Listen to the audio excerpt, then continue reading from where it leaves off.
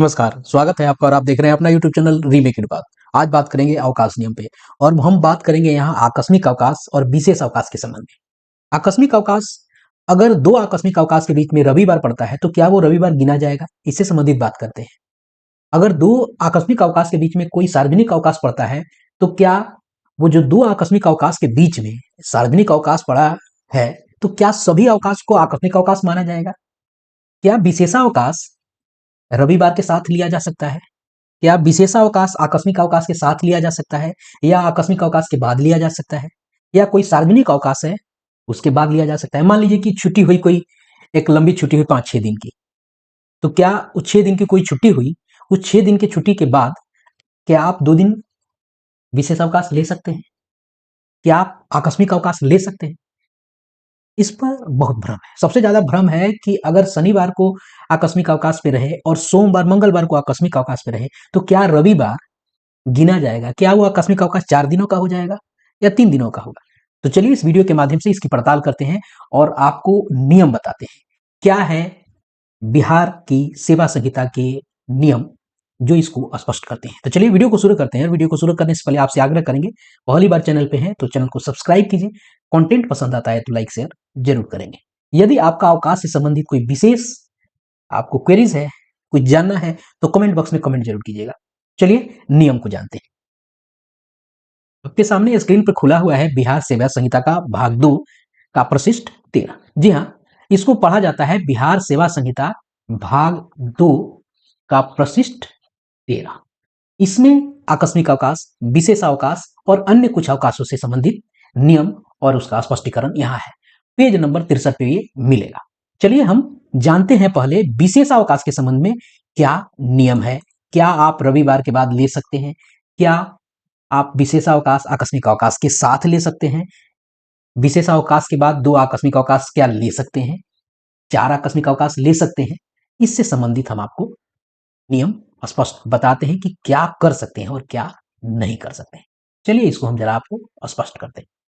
हम आते हैं पेज नंबर आपको 66 पे, वही बिहार सेवा संहिता को अगर पढ़ा जाए, अगर देखा जाए, बिहार सेवा संहिता भाग 2 66 नंबर पेज प्रशिष्ट 13 और ये अलग अलग नियम है और इसका नियम नंबर आपका ये 6 है। 6 में कुछ विशेष है। चलिए इसको और स्पष्ट करके जानते हैं। चलिए इसको जानते हैं क्या है।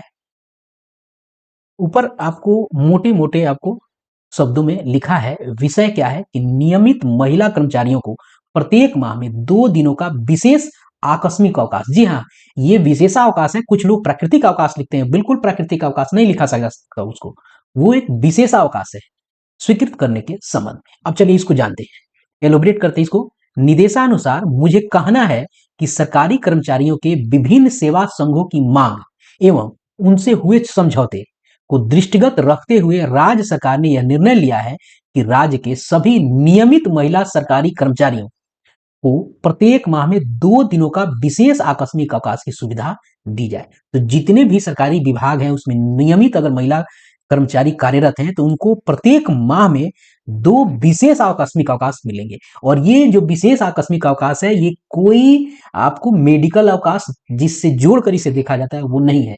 ये भी एक स्पेशल कैजुअल लीव है जिसको हम लोग स्पेशल लीव के नाम से जानते हैं। ये स्पेशल कैजुअल लीव है, इसको SCL कह सकते हैं, कहीं कहीं से कहा भी जाता है। अब जानिए ये आखिर है क्या, थोड़ा और इसको एलिब्रेट करते हैं। यह विशेष आकस्मिक अवकाश सरकारी सेवक को पंचांग वर्ष में अनुमान्य आकस्मिक अवकाश के अतिरिक्त दे होगा। जो पंचांग वर्ष आपको होता है उस पंचांग वर्ष में आपको जो CL मिलते हैं उससे अतिरिक्त ये मिलता है। यह भी एक आकस्मिक अवकाश है, लेकिन यह एक विशेष आकस्मिक अवकाश है। ये आपको SCL है। एक आपको CL मिलता है, कैजुअल लीव मिलता है, इसके अतिरिक्त ये है। क्लियर है? और चलिए और इसको और स्पष्ट करते हैं। यह छुट्टी प्रत्येक माह में 2 लगातार दिनों के लिए एक ही बार अनुमान्य है। अगर आपके मन में कोई भ्रम है, यदि आप किसी भी संस्था के हेड हैं, तो मैं आपको बता दूं कि हर महिला को महीने में 2 मिल सकते हैं। अगर मान लीजिए कि जनवरी एक महीना है, फरवरी एक महीना है, दोनों में उसको 2-2 अवकाश आपको मिल सकता है। अगर वो महिला जनवरी में चाहती है कि हमको 30 और 31 जनवरी को मिले तो उसको मिल सकता है। अगर फिर वो चाहती हैं कि फरवरी में हमको 8 और 10 को चाहिए तो मिल सकता है। ऐसा नहीं है कि 30 को लिया है तो ये 28 दिन बाद, 20 दिन बाद या 30 दिन बाद ही मिल सकता है। दो प्रत्येक माह में 2 लगातार दिनों के लिए एक ही बार अनुमान्य है। ध्यान रखिएगा, प्रत्येक माह में 2 लगातार दिनों के लिए। अब आगे क्या है, स्पष्ट और करता है कि विशेष आकस्मिक छुट्टी देने का अधिकार उन पदाधिकारियों को रहेगा जिनका वर्तमान नियम के अनुसार आकस्मिक अवकाश छुट्टी स्वीकार करने की शक्ति प्रदत्त है। यानी जो आपको सीएल देता है वही आपको एसीएल दे सकता है। अब बड़ी बात 5वें नंबर आपको नियम में यहां कहा गया है, यह छुट्टी सार्वजनिक अवकाश, आकस्मिक अवकाश एवं रविवार को मिलाकर लगातार 12 दिनों तक एक साथ उपभोग कराने की बिहार सेवा संहिता की परिशिष्ट 13 के नियम 2 ख में उल्लेखित सीमा अवधि के अधीन गणित होगी।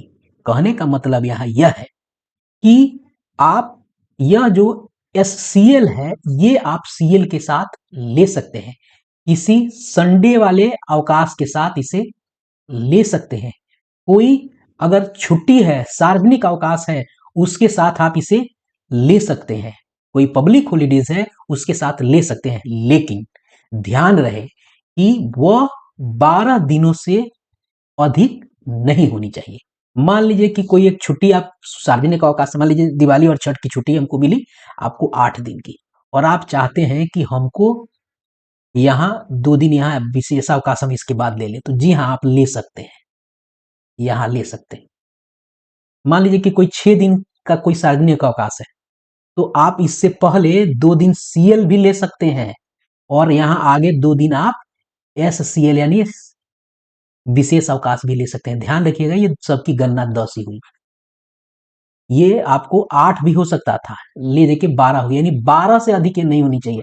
आप सीएल भी ले सकते थे, बीच में सार्वजनिक अवकाश भी आ गया, बीच में अगर कोई अगर रविवार भी है तो वो भी आएगा और ये भी आएगा, तो यहाँ गिनती अगर जाएगी तो 2 आपको एससीएल यानी विशेषावकाश गिना जाएगा विशेषावकाश के कोटे में, और जो सीएल है यहाँ ये आपको 2 सीएल ही काउंट होगा, न कि ये सीएल 2 से लेके 8 भी जोड़ा जाएगा और ये सब जोड़ा जाएगा, सब अलग अलग काउंट होगा, आप ले सकते हैं। यहाँ कहने का मतलब है, अब यहाँ नियम कहता है कि बिहार सेवा संहिता जिसको ये नियम को कोट करता है, बताता है कि परिशिष्ट 13 के नियम 2 के ख में क्या उल्लिखित है। चलिए जरा 2 ख को देखेंगे, तो वहां जो आपको आकस्मिक अवकाश से संबंधित और बीच में संडे आता है वो ले सकते हैं कि नहीं, वो वहां दिखेगा। चलिए परिशिष्ट 13 ही चूंकि खुला हुआ है तो नियम 2 में हम चलते हैं।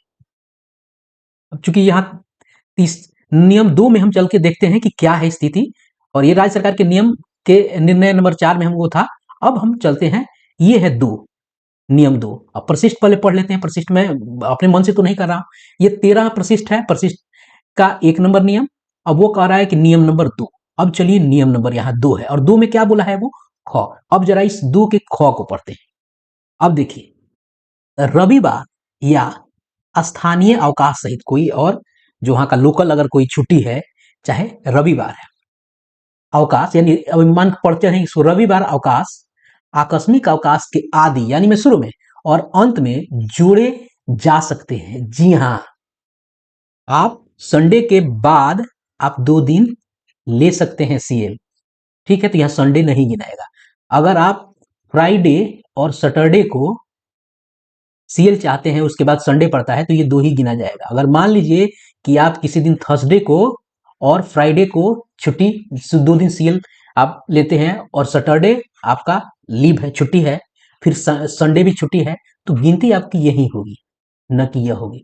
आप क्या, और फिर अगर आप चाहते हैं कि ये आपको सैटरडे यानी शनिवार था, ये संडे हो गया, यहां फिर आप चाहते हैं एक सीएल लेना, तो ये सीएल कौन से कितने काउंट होंगे, क्या बृहस्पतिवार, शुक्रवार, और ये आपको मंडे हो गया, शनिवार, रविवार और मंडे, ये सोमवार, क्या ये 5 दिन सीएल लगेंगे? तो नहीं, ये मात्र 3 दिन आपको सीएल गिने जाएंगे। कैसे? स्पष्ट नियम आगे कहता है, अंत में जोड़े जा सकते हैं, किंतु ऐसे अवकाश को मिलाकर अनुपस्थिति की कुल अवधि किसी एक समय में 12 दिनों से अधिक नहीं होनी चाहिए। बिल्कुल यहां स्पष्ट वही नियम यहां भी हो गया। मान लीजिए कि आपने एक छुट्टी 6 तारीख को और 7 तारीख को सीएल लगा दी, और 8 तारीख से लेके आपको 12 तारीख तक एक छुट्टी है और आप चाहते हैं कि यहां भी आप 2 सीएल ले लें, 13 और 14।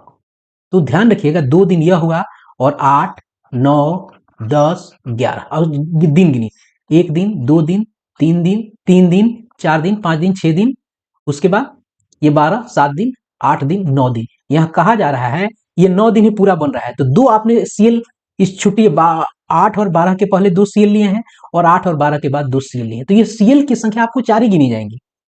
ये जो बीच में जो छुट्टी है ये सार्वजनिक छुट्टी है, तो यहां ये गिना जाएगा। लेकिन अगर यही अवधि, यहां चूंकि अवधि हो रही थी 9 दिन, 8 से 12, 8, 9, 10, 11, 12, ये कितना हो गया, 5 दिन यहां हो गया और इसके आगे 2 दिन हमने इधर सीएल लिया और 2 दिन पहले ही सीएल लिया, ये संख्या आपको कितनी बनती है, 9 बनती है। लेकिन अगर यही संख्या 12 से अधिक हो जाती तब आपको पूरा का पूरा गिना जाता, लेकिन अगर ये 12 से कम होता है तब आप उस सीएल की ही गिनती बनेगी। आगे कहा गया है किसी अवधि माने कुल अवधि किसी एक समय में 12 दिनों से अधिक नहीं होनी चाहिए। आगे स्पष्ट और कहा गया है, देखिएगा, आकस्मिक छुट्टी की अवधि के भीतर पड़ने वाले रविवार या अवकाश छुट्टी के अंश माने नहीं जाने चाहिए।